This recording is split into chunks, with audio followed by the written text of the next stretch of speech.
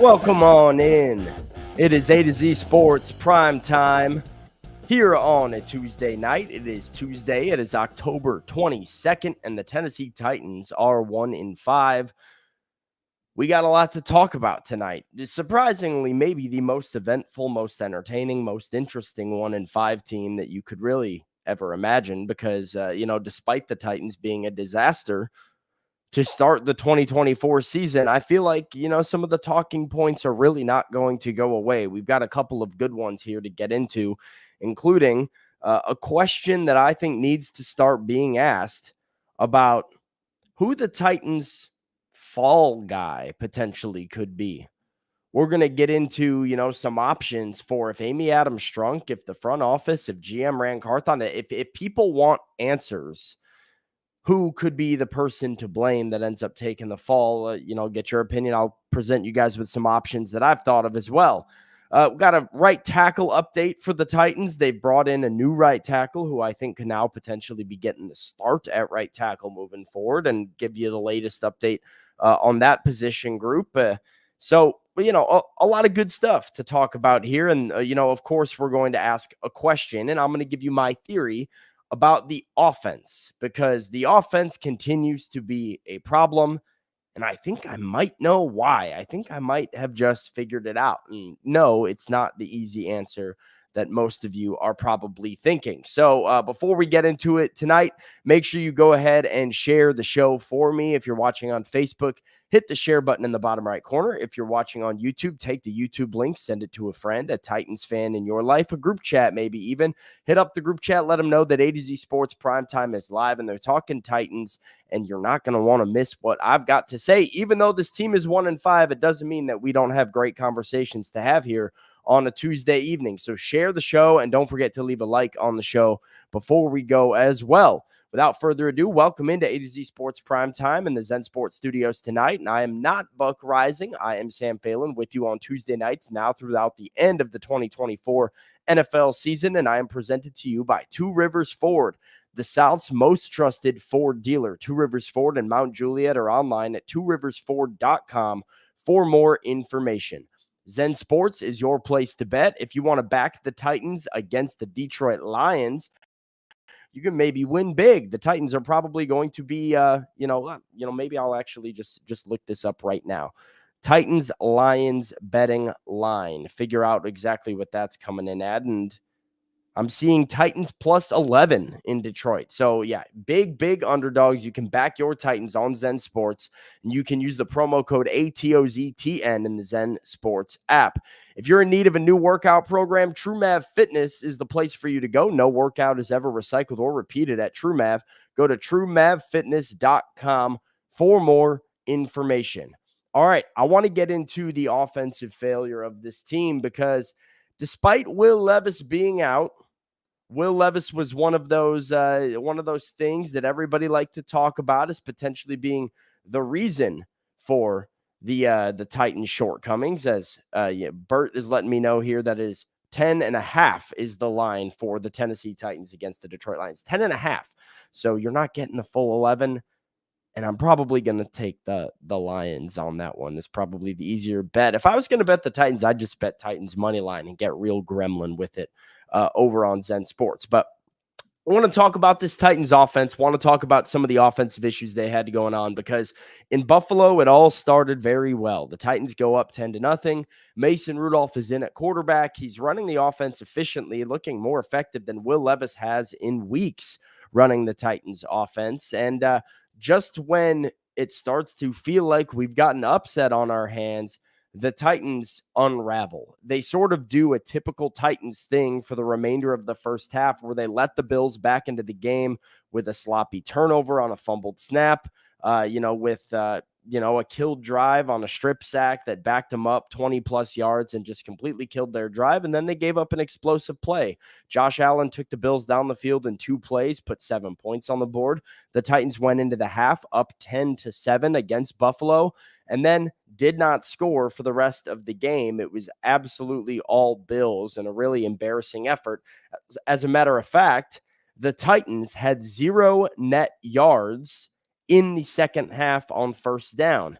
0 net yards on first down in the second half. My colleague Nick Suss over at the Tennessean shared that the Titans would have been better off going to the line on first down and spiking the football every play because there's no turnovers if you just spike the ball, put it into the ground.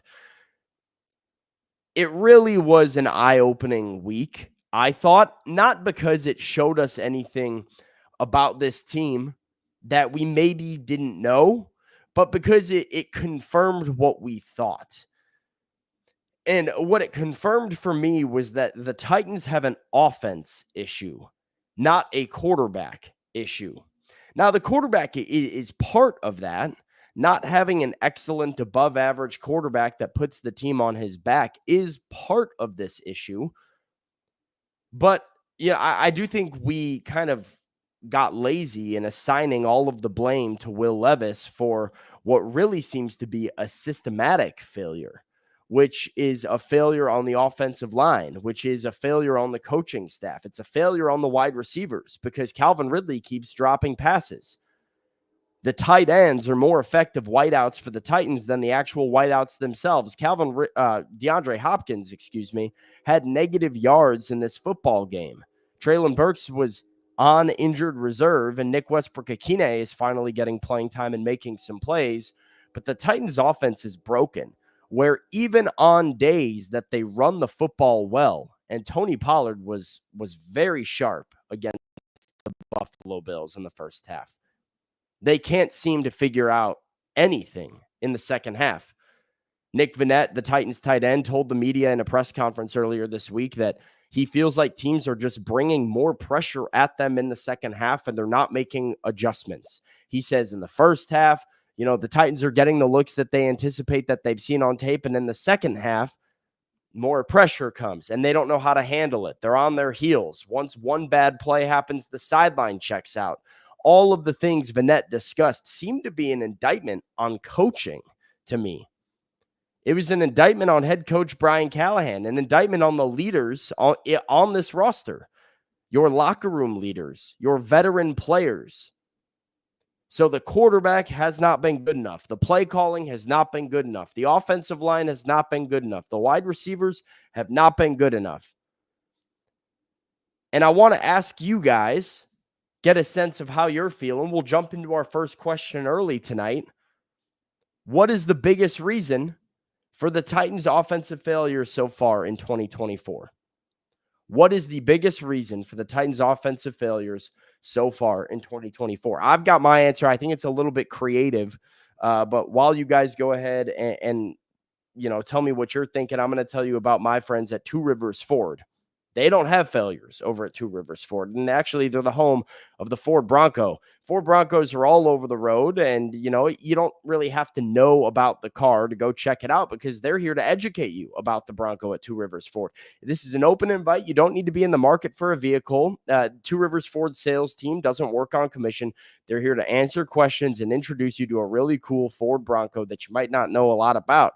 There's reasons people love doing business with Two Rivers Ford and why they're the South's most trusted Ford dealer. So if you need to know more about the Ford Bronco, Two Rivers Ford is your Ford Bronco headquarters. Go see my friends at Two Rivers Ford in Mount Juliet, 7 miles east of the airport, and get to know the Ford Bronco. Okay, our first question of the day, very simple, very easy, very open-ended. Let's see what you guys are thinking. What is the biggest reason for the Titans' offensive failures to start the year? Gene says it's leadership. Jeremy says second half adjustments. Both of those things are true when you look at the comments that Nick Vannett made about this team.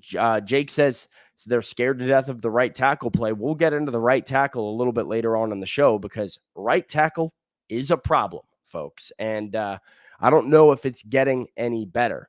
Justin thinks Brian Callahan has lost the locker room. Jonathan says it's coaching, running on 4th and 2 in your own territory after running on 3rd and 1, and says a lot about coaching. That was certainly a questionable call by Brian Callahan, a play that I think flipped the momentum of that game.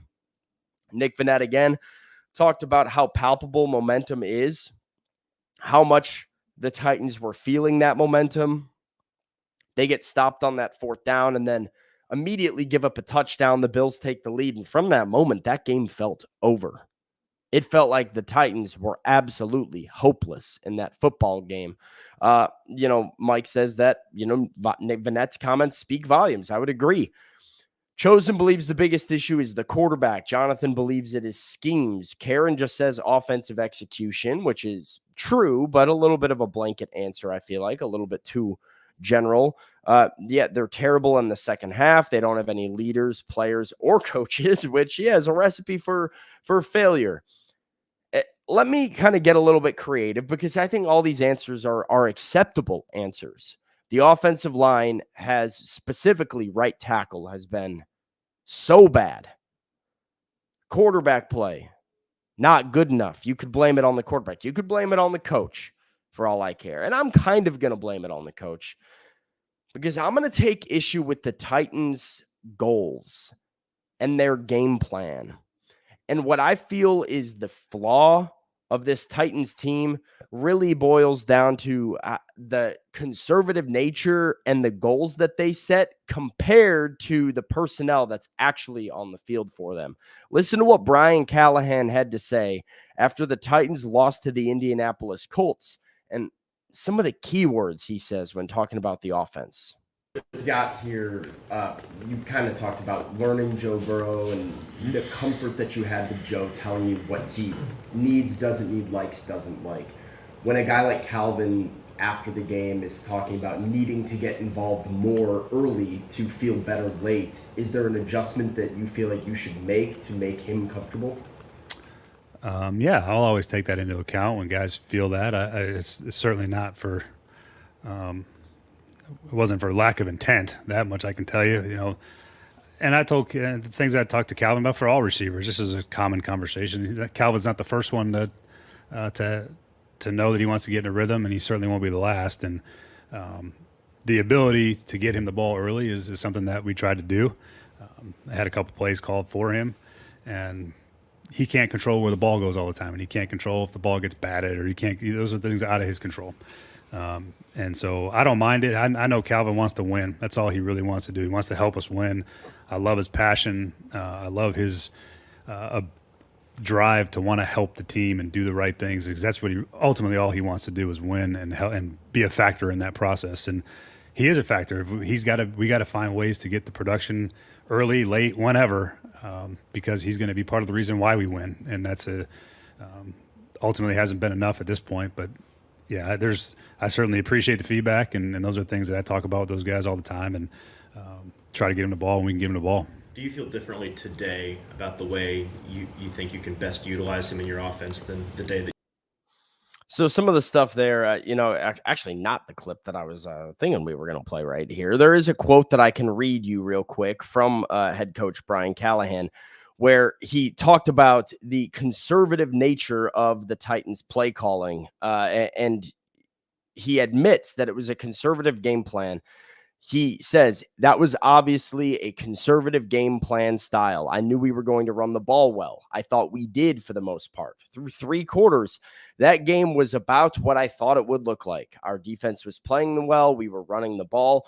We had 2 different 17-play drives, and we scored off of a turnover. We were playing the game in a way that I thought was good enough to win through that point, and then obviously didn't get it done. He adds that they need to finish in the 4th quarter. Brian Callahan was talking about this idea that, hey, yeah, we were conservative with our offensive approach against the Indianapolis Colts, and that is what we felt like we could do best to win the game. But he pointed out, hey, we ran the ball well. Well, did the Titans run the ball well against the Bills? They did. Tony Pollard had arguably his best game in a Titans uniform. He adds, we had 2 different 17-play drives and we scored off of a turnover. These are the bars that Brian Callahan is trying to exceed. His bar for success is long, sustained drives, running the ball well. That is the recipe that he believes is going to win games for the Titans. And the problem with that is that you don't have the personnel on offense to put together 17-play drives. If your target is a 13, 14, 15, 16-play drive, 17-play drive, and that's how you're going to get points. That's the style of offense you're going to run. You're not going to do it at too many times throughout a game. You know, you don't get 4 15-play drives because you really get about 60 play calls throughout the course of an entire game. The Titans don't create explosive plays, and that is the problem they have on offense. Jonathan was right there. Weren't we sold on explosive passing offense this year? That was what we were told, that you got an offensive head coach in here with a young quarterback and Will Levis, and you were going to come and you were going to air it out and you were going to make big plays through the air. An explosive passing play is considered any play that goes 20 or more yards through the air. Through 6 games, the Titans have just 11 as a team. Only 4 of those explosive passes are in the second half of games. Only 1 is in the fourth quarter. Back to the Brian Callahan quote. We've got to find a way to finish in the fourth quarter. Only 1 of those explosive passes has come in the fourth quarter. So why did the Titans struggle to finish games? Why do they struggle to consistently generate points? Because they don't do it efficiently. They can't do what the Buffalo Bills did against the Titans, go 2 plays, snap their fingers, and score. The Titans have just one pass this entire season that has netted over 30 yards. It was a deep touchdown to Calvin Ridley against the New York Jets. So there is a disconnect there between what the head coach wants to accomplish on offense and what's realistic for this offense. You have an offensive line that has struggled to protect the quarterback at times. You get penalized a lot up front, false starts, illegal shifts, illegal motions, holding. You have you have opposing defenses, as Nick Vannett said, that continue to bring pressure against you. And that allows 12, 13, 14 play drives allow for one play to go wrong and completely set you back. That, to me, is the biggest issue right now. And quite frankly, until the Titans are able to create more of those explosive plays through the air, until they're able to do that, this offense is not going to get fixed. This offense is not going to get better because you just don't have the horses to play the style of play that I think Brian Callahan wants to. So where do you go? Well, first of all, you're 1-5. And when you're 1-5, when you have the 31st ranked offense in the league out of 32 teams with an offensive head coach that we were promised more explosive offense, who's the fall guy? Because this is unacceptable. This is not up to the standard of Titans football. This is not the standard of Amy Adams Strunk. I can guarantee you that. That's my second question for you guys today. Who is most likely to be the fall guy for the Titans' early season embarrassment? What I mean by fall guy is who's getting fired? Player, coach, front office? Who do you think is most likely to be the sacrificial lamb to make a statement that this is not Titans football? This is not how we do things. Because I think that statement needs to be made. And by the way, you're going in, I teased it earlier, as 10.5-point underdogs against the Detroit Lions, staring down 1-6. This is not going to get easier. The schedule is difficult and intimidating. Maybe you have a win against the Patriots at home in week 9. The Chargers are a well-coached team. The Vikings look like a wagon. The Texans are much better than you. The Commanders look really good. They have an explosive offense. I mean, is this team going to be sitting at 2-10 after week 13? Somebody's going to have to pay. Somebody's going to have to be the fall guy. Let's see what you guys are thinking. Richie says Callahan was hired to fix the offense, so he is the fall guy. It's a pretty extreme fall guy if it's the head coach this early. Offensive coordinator Nick Holtz, could he be the fall guy? Nicholas Petit-Frere, Nick Holtz. More Nick Holtz. Maybe it'll fall back on Ran Carthon. If it won't be Ran or Brian, which I would agree, I don't think it's going to be Ran or Brian, then who? Somebody says it's on Callahan. I see Levis. People hate to say it, but in my opinion, it's, Callahan or Nick Holtz. Nicholas Petit-Frere. Nick Holtz is in the support role, so it could be him. Some people think we need to be patient with Brian Callahan. I don't think it's Brian Callahan. I do think I don't think he should be the scapegoat here. I do think there is some patience that is owed to Brian Callahan. I do think, you don't fire your first-year head coach in the middle of his first year. But that being said, somebody, I think, has to go. I'll give you 3 possibilities here.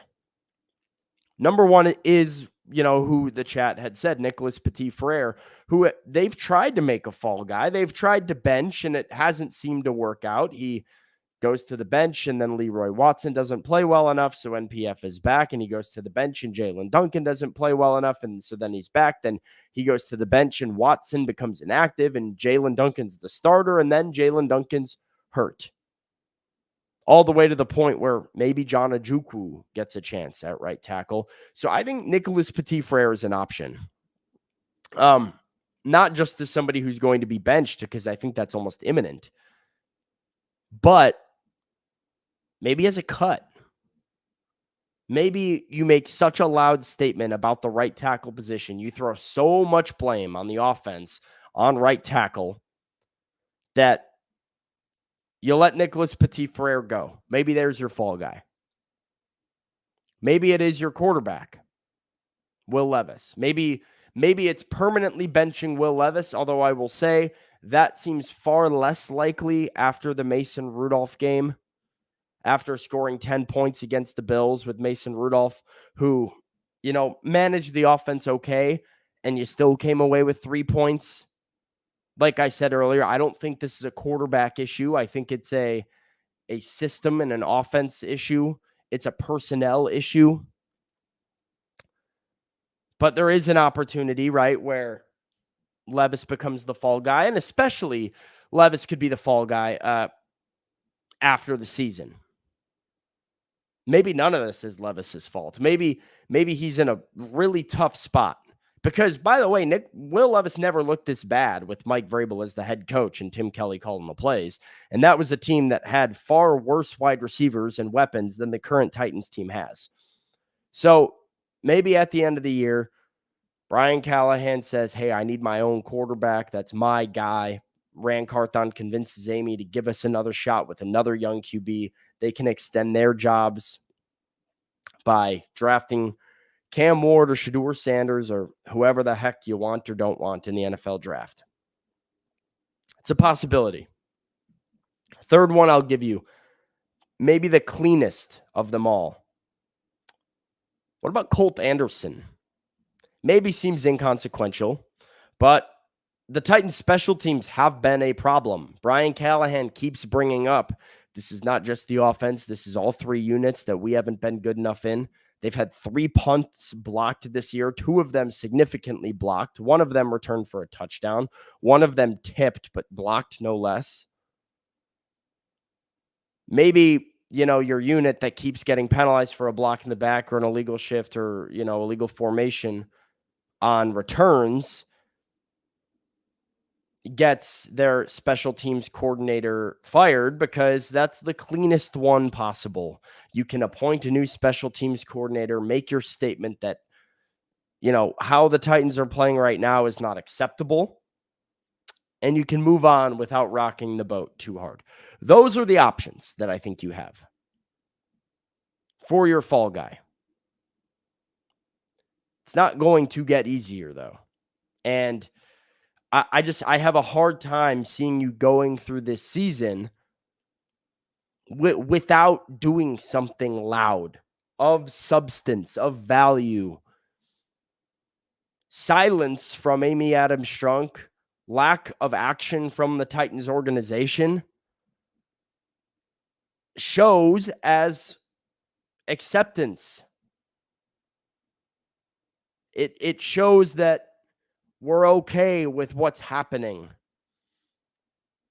And so you can preach patience all you want at 1-5, but eventually something needs to change. It has consistently with this organization for years now. I mean, the last time things seemed this bad, the Titans, fired John Robinson. They moved on from their play caller. They made a change at quarterback. This organization has a history of reshuffling the deck when things get tough. That's exactly what they're trying to do right now, by the way, at right tackle. We'll tell you guys about, right tackle, the latest that's going on over there. But before we do it, going to tell you about Gary Ashton. Gary Ashton is the official realtor of the Nashville Predators. Don't sell without the intel. Get your dream address without the stress. Get the intel that you need to succeed with the official realtor of the Nashville Predators and GaryAshton.com. Okay, right tackle.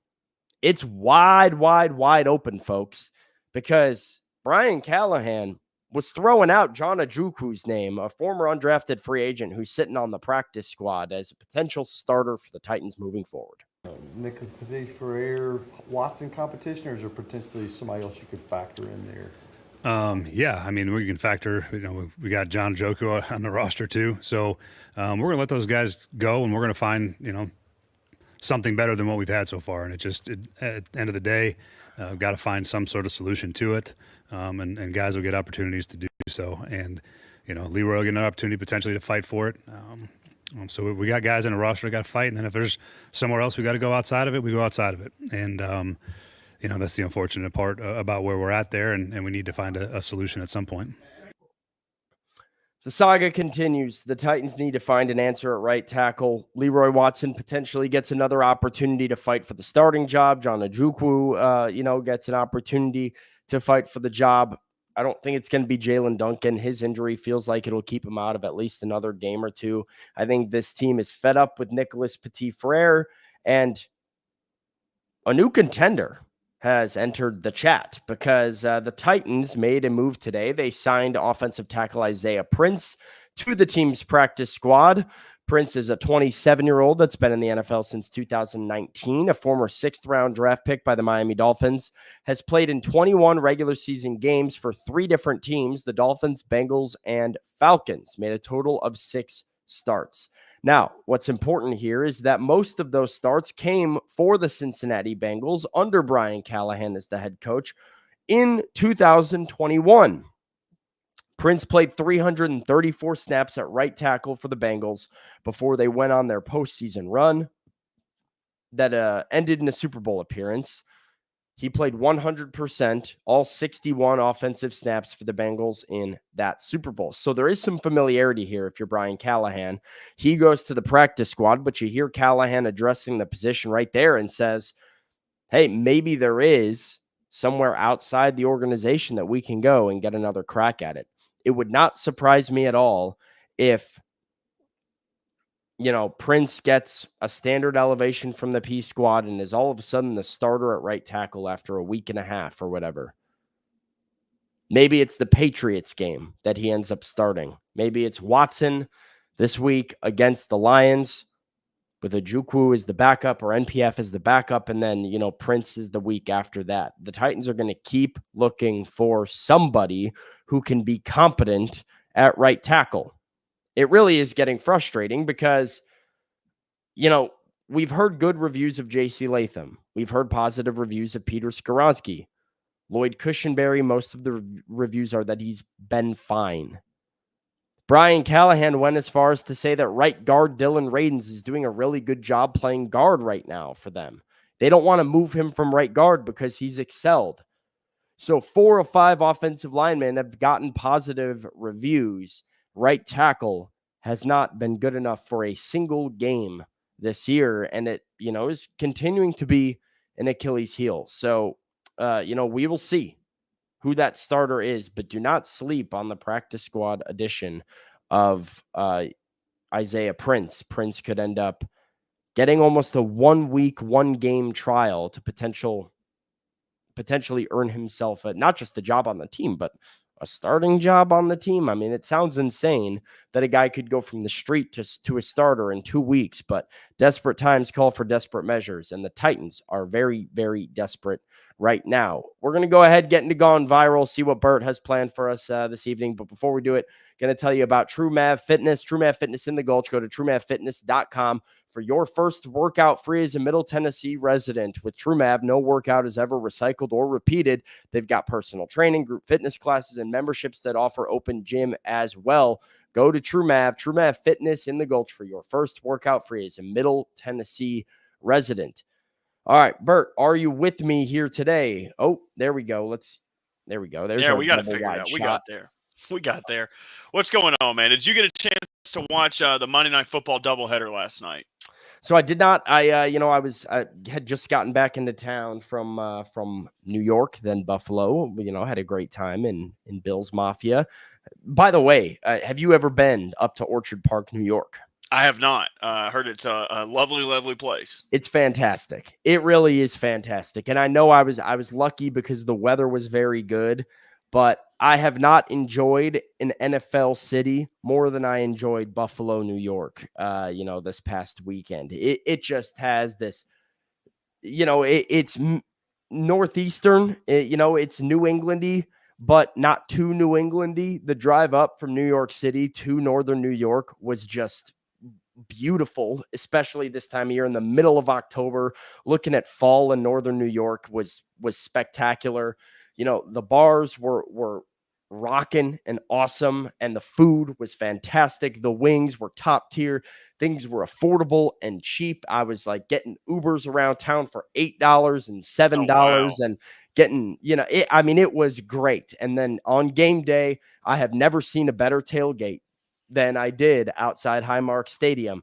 Tailgate that goes for blocks and blocks and blocks. And similar to what they've got at Lambeau Field in Green Bay, it's like house, Highmark Stadium with parking in front of all of these houses in the front yards with little signs that like fat dudes with their shirt off and signs that say Bill's money line painted on their chest and belly, and then the parking price on their back.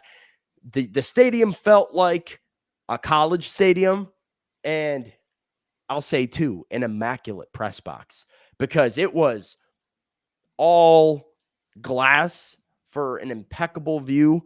They had sweets. I walked in, first thing that I saw was Swedish Fish, gummies, Sour Patch Kids, M&Ms, all of the candy. I saw a fridge full of Mountain Dew. I saw a big food spread that included chicken sliders, baked macaroni and cheese, and buffalo wings. And I thought, hey, I could get used to this. This is exactly what we need in every NFL city. So I know they're getting a new stadium, and the stadium itself was a little bit outdated, but it felt like going to a Big Ten football game, but it was NFL football. That is what it felt like to me. It was fantastic. If you can get to Highmark, maybe it's not even a Titans game for any of you guys, for you, Bert, for anybody in the chat. If you can get to Highmark Stadium before they make that transition, highly recommend. It was amazing. I didn't know the Bills were chill like that, handing out gummies in the press box. That's sick. They were. Yeah, they were chill. They were down with it. I was a big Buffalo guy, so I will be looking forward to the next time the Titans travel to Highmark Stadium, and I will be marking it on my calendar. And maybe it'll be bad weather, but I kind of am looking forward to experiencing a Buffalo winter too, just for the culture. Never been to Buffalo, but I have been to Tampa Bay, to the Buccaneers Stadium, fun stadium with the big pirate ship. The Ravens played there. They were the first part of the doubleheader for Monday Night Football, and the Manning cast was covering them. And okay. I don't know about you. I am not a big Manning cast guy. Sometimes I just like to – I feel like that's for people who aren't really football fans. Like, if you like the Manning cast, like, you probably like having commentary. You probably like listening to somebody talk over. You like watching games with your wife or significant other. I like to be in silence. I like to watch the game. So, all right. Yeah. So that's what I'll say. I enjoy the Manning cast a lot. I think the Manning cast is fantastic for what they provide or what their goal is. I think it is top tier. Both of those guys are wildly entertaining and knowledgeable about the game of football. However, if I'm watching the game by myself at home, I would much rather have regular commentary, regular play-by-play. It feels like it kind of takes away from the vibe of the game, from the hype of a game. And if you're watching your team, especially on a Monday Night Football game, I'm wanting to be into it. I want to hear who made every play. Like they throw the passes intercepted. I want to know who's the interception. I feel like Peyton and Eli are just like, oh, Eli, he threw a pick. Oh, and like they're just not happy, but they don't actually give you the details about who's doing what. It is perfect for that setting that you said. If you've got, the old lady on the couch next to you, if you're talking ball, even if I'm in a group of friends and, having a few drinks, have the game on TV and there's conversation going on between the fellas, the Manning cast is good because it's like they're part of the group. It's like they're just hanging out. It's not too much noise that you've got with the crowd noise, but I'm not watching the game like that by myself. For sure. It's kind of like when Bill Walton was calling basketball games. Like if he was calling any other game that's not your team, it was awesome. It's like he's so zany. Yeah. He's crazy. It's awesome. But if he's calling your game and you're down 12, you're like, will you shut the hell up about camping? Well, that's why they ended up putting Bill Walton on like every West Coast game possible. He's calling Long Beach State at Cal State Fullerton, and it's awesome. Every time he does that game, it's awesome. He calls the Maui Invitational, and you're watching it at 1 a.m, and it's awesome. But if I'm in prime time and I'm watching Duke, Illinois, I don't want to hear you, Bill. Right. I'm good, brother. So that was my point. The best part of the Manning cast is the best parts will be put on Twitter. So you'll get to see all the best parts of the show. Kind of like this when Peyton, Eli, and I believe Bill Belichick were breaking down the game as the Bucks entered the red zone. If they spread out and play cover 4, check down. Like that. Oh, throw it away. Throw it away. Throw it away. Oh, no. Thank you.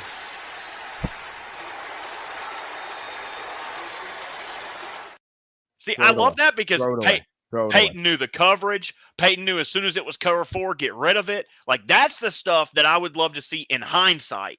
It's like, oh, okay, great. Like, now you can see what went wrong on the play. That's something that you're not going to get from Phil Simms or whoever the hell's calling games on Monday nights now.